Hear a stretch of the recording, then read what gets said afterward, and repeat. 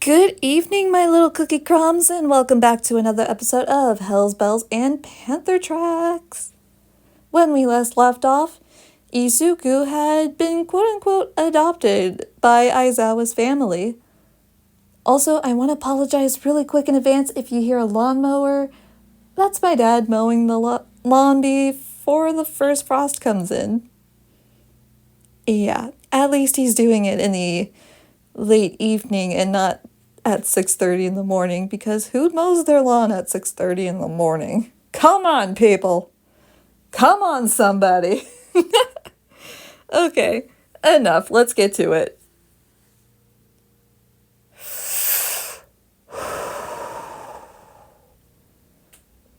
The figure inhaled and exhaled his cigarette. My lord, I bring you news. Oh? What about? The figure said, flicking the cigarette away. The person flinched as the cigarette almost hit him, and it was still kind of burning. When the cigarette hit the floor, he stomped on it, trying to put it out. Well, don't keep me waiting. Yes, I'm sorry. It seems like your son, he's still alive. My son. Ah, the brat that Inko had. He's alive, huh? It appears that he's been adopted by a panther. Excuse me? Yeah, a panther. He's been with a panther for years. We've been keeping tabs on him, sir. And you're saying my son was raised by a wild animal? Yes, but he's doing quite well. Look at this. These are his grades from school, his current school. I see. Even though raised by an animal, he's doing quite well for himself. All right. Since my son is alive, may as well as collect. Sir, if I may, you may not. I told you to stay out of my family matters. Well, yes, I mean, away with you. Right away. I'm sorry. The man huffed. A puff of smoke out of his nose came out. Little sparks also flew out of his mouth. Insolent little fool. So, little Izuku is still alive, eh?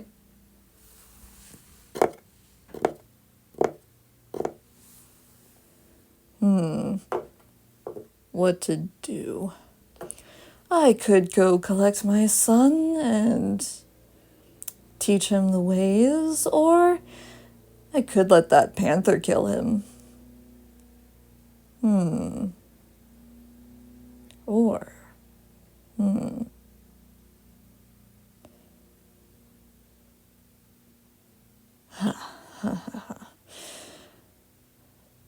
Sir, news from the above ground, a woman said, coming in. Yes, what news do you have?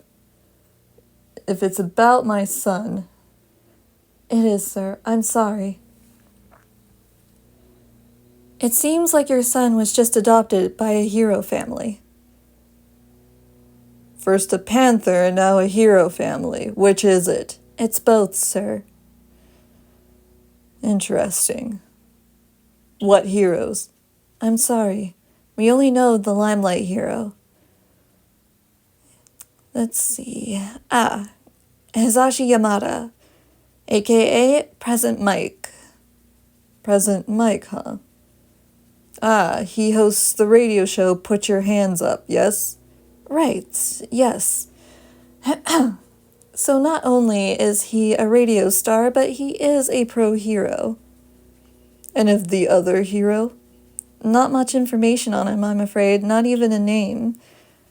It does seem like he's an underground hero, and underground heroes are painful to find. Yes, but at least we have a lead. See who this present Mike is married to. Dig deeper. We find them, we find my son. Sir. What? If I may. You may not. What do you plan to do when you get your son?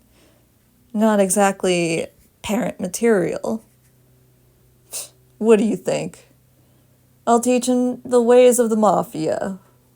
He'll take over and everything will be fine. Oh? You think you're going to cross all for one?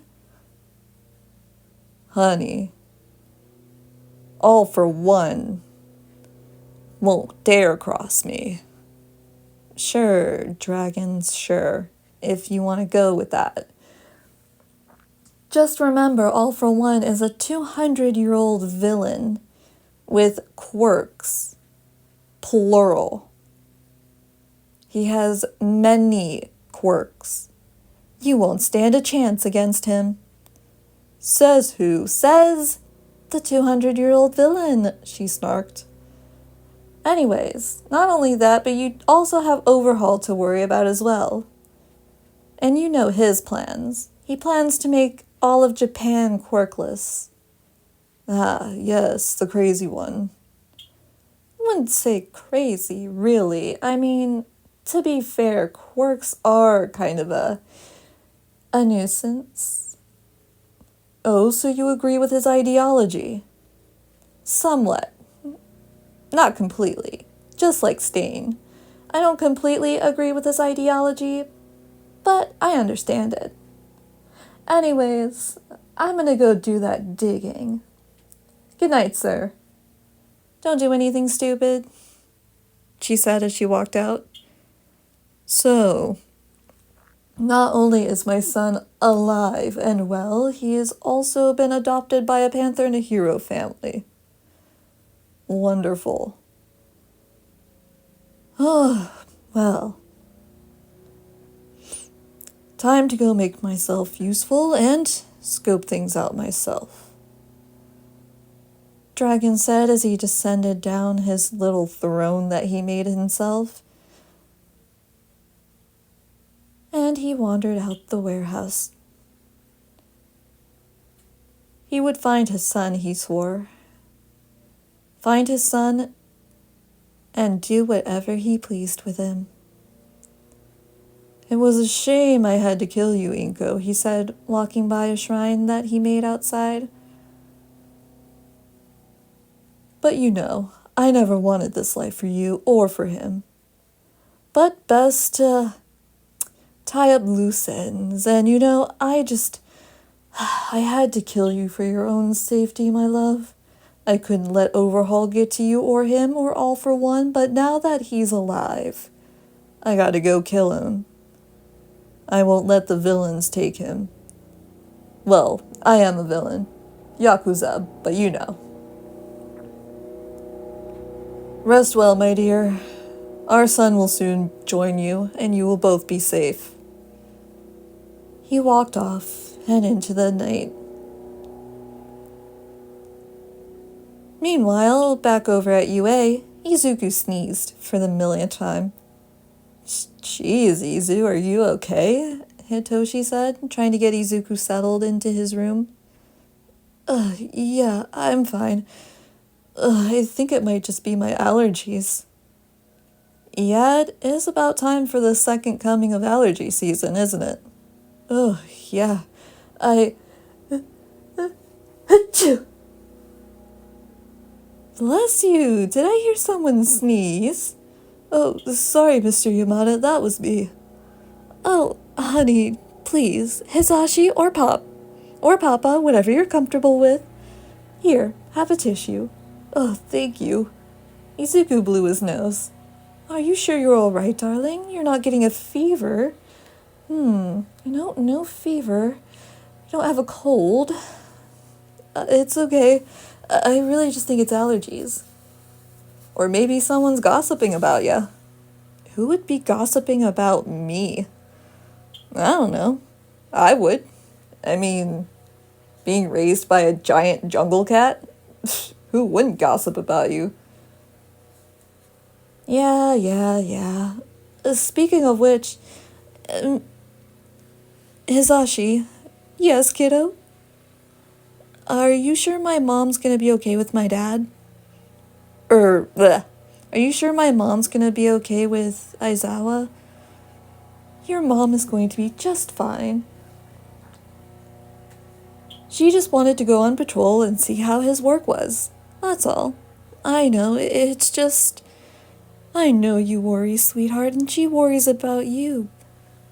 But I swear to you, my husband won't let anything happen to her. Okay, thank you. You're welcome, sweetie. I'm gonna go get you some allergy meds. And we'll get Recovery Girl to see what you're actually allergic to. Alright, sounds good. Alright, toodaloo, kiddos. Bye. Hitoshi, if you're about to ask if I'm okay with sharing my room one more time, I swear to God, Izu, I will throw you into the basement. No. But thanks for not throwing me into the basement.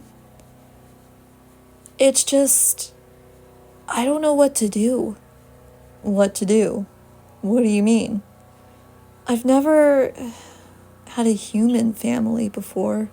I mean, I did once, but I don't remember my bio mom anymore. She died when I was 2. Murdered when I was 2.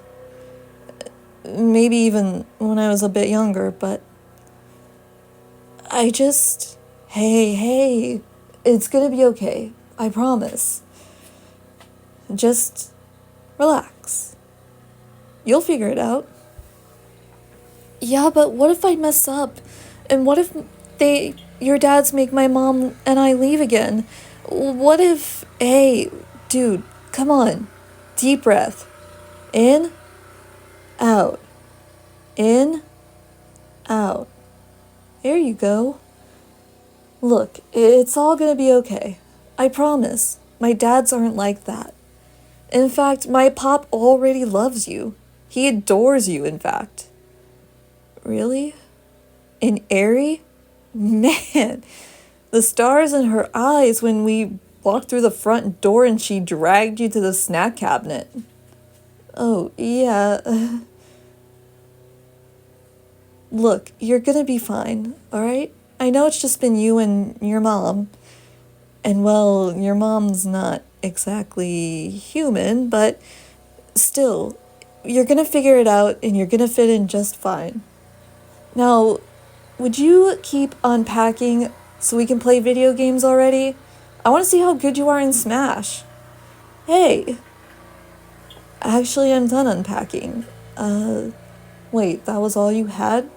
Just that backpack and... Yeah, unfortunately.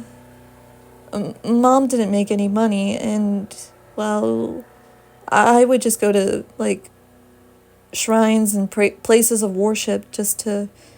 And churches, you know, those Catholic churches, to get secondhand clothes. Yeah, freebies. Man. Alright, well, I hate to do this to you, but... Oh, come on. Pop, get your butt in here. Oh, Izuku, I'm so sorry, little listener. I didn't mean to eavesdrop, but I did. We are going to go clothes shopping. First thing in the morning. Wait. I can't. Nope. Between Shota and I, we have 5 jobs and plenty of money. We can buy you whatever you desire. And yes, sweetie, Hisashi said, lifting Izuku's chin to have him look in his eyes. It's really going to be okay. Just like Hitoshi said, you're going to fit in beautifully with us. Just give it a chance, okay? Just do what you feel is natural. Okay. Thank you. And are you sure? I'm positive you deserve better clothes than these. I'm I'm sorry, sweetie, but these are rags. Look at these. These have holes and patches, and you can't be comfortable, honey. I'm not. Well, don't you worry, sweetie. We are going to get you some of the greatest clothes. He said, giving Izuku a big hug. Alright, well, off to the convenience store to get you some allergy pills, and I will make a list of other things that we need. Okay. Thank you again. Oh, this is what family does, honey. Anyways, you boys have fun. Don't stay up too late. Good night, Pop. Night, sir. Hizashi said, walking out of the room and closing the door behind him. Well, you heard my Pop. Change your clothes and get comfy so we can play games already, Hitoshi whined. Alright, I'm changing. Izuku changed his pants first, and then changed his shirt. He heard Hitoshi gasp behind him. Dude, I'm sorry, I swear I don't mean to stare, but... Oh, yeah, the scars. Quirkless people aren't treated the best, and these scars are just... Dude, I'm so sorry. You had it worse than me, didn't you? Worse than you? Oh, right, you don't know my story yet. I have a brainwashing quirk. Wait, really? Hitoshi, that's amazing! Do you know how... Oh god, Hitoshi, the rescue work you could do! Wait, really? You think it's amazing? I think it's amazing, yes! All quirks are amazing. Do you think yours was a bad quirk or a villain's quirk? That's what people told me growing up. Hitoshi, no! It's a wonderful quirk! Yeah? Yes.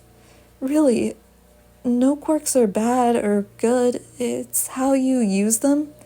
Yeah, I think Dad finally drilled that into my head after he adopted me. Well, both of my dads, anyway. Anyhow, I have some faded scars on my face if you look close enough. Hey, yeah. Are you... I'm okay now. I used to be muzzled. I wasn't allowed to speak. Izuku pounced on Hitoshi and gave him the biggest hug while he sobbed. Hitoshi hugged him back. The two spent the night not just playing video games, but kind of trauma dumping on the other. It felt good to get all of that off of their chests and out in the open. Soon enough, Aizawa returned home from his patrol along with Izuku's mother. They quietly crept in, and Izuku's mother immediately went up to the door that Izuku was behind. Hizashi put a finger to his lips, indicating for her to be quiet. She understood, as Hitoshi also could be sleeping if they were both asleep. Aizawa cracked the door, and lo and behold, the two boys were asleep. Asleep in their beanbags with controllers on the floor, but they were sound asleep nonetheless. They were also holding hands. Aizawa shook his head, whereas Izuku's mother cooed. She walked in and made herself comfortable. Good night, Aizawa, she said softly. Good night. I'll see you in the morning, he said, closing the door. He checked on Eri. She was peacefully sleeping as well. And he saw the soft glow underneath his bedroom door. His husband was awake, most likely reading whatever book he had been. Sure enough, there he was. Hair down, hearing aids out, glasses on, well, normal glasses, book in hands. Aizawa played with the light dimmer to get his attention. Hizashi looked up and smiled and greeted his husband in sign. He greeted back, got changed, and flopped onto the bed. Hisashi laughed and kissed his husband goodnight. He flicked off the light after saving his page, and the two, like the rest of the house, fell into a peaceful sleep. And that's it, guys. That's it for this episode, and oh boy, Izuku's bio father is making a comeback. Oh no. Here's hoping he stays away and never completes his mission. Alright guys, be good, do good. I love you. Bye-bye.